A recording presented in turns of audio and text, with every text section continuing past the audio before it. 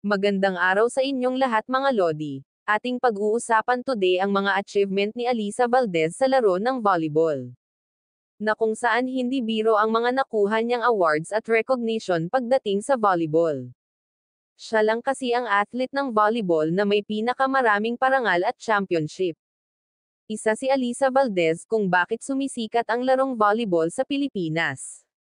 Sa katunayan mula pa sa UAAP Finals at hanggang sa Creamline vs Choco Mucho Finals 2023 ay parating record-breaking ang mga audience na nanunood pag si Alisa Valdez ang naglalaro.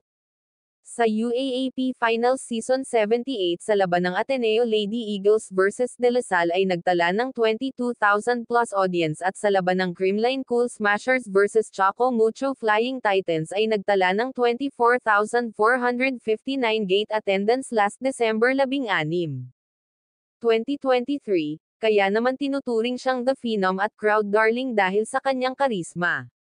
Ang galing at achievements niya sa larangan ng volleyball.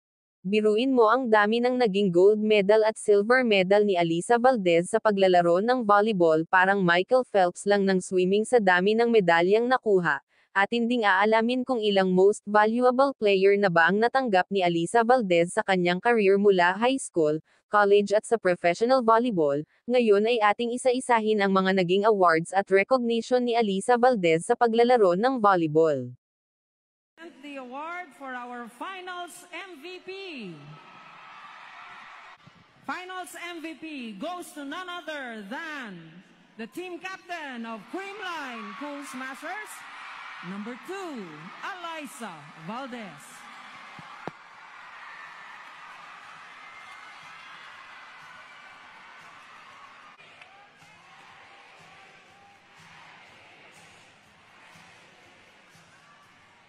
Ating isa-isahin ang mga naging major awards ni Alisa Valdez sa larangan ng volleyball.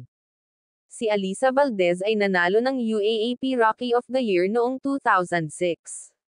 2 times Athlete of the Year sa Pilipinas, 12 times Best Attacker and Best Scorer combined. 4 times Best Server, 17th times Most Valuable Player Award sa kanyang long journey sa volleyball at posible pa yang madagdagan. Si Alisa Valdez din ay nakakuha na ng maraming medalya sa kanyang career from collegiate to professional volleyball, hindi pa kasali ang kanyang mga medalya na nakuha sa high school. Si Alisa Valdez ay nakasungkit na ng 8 bronze medal mula college to professional volleyball. 10 silver medal awards. Si Alisa Valdez ay nakasungkit na ng 13 gold medals awards and counting mula sa college hanggang professional volleyball.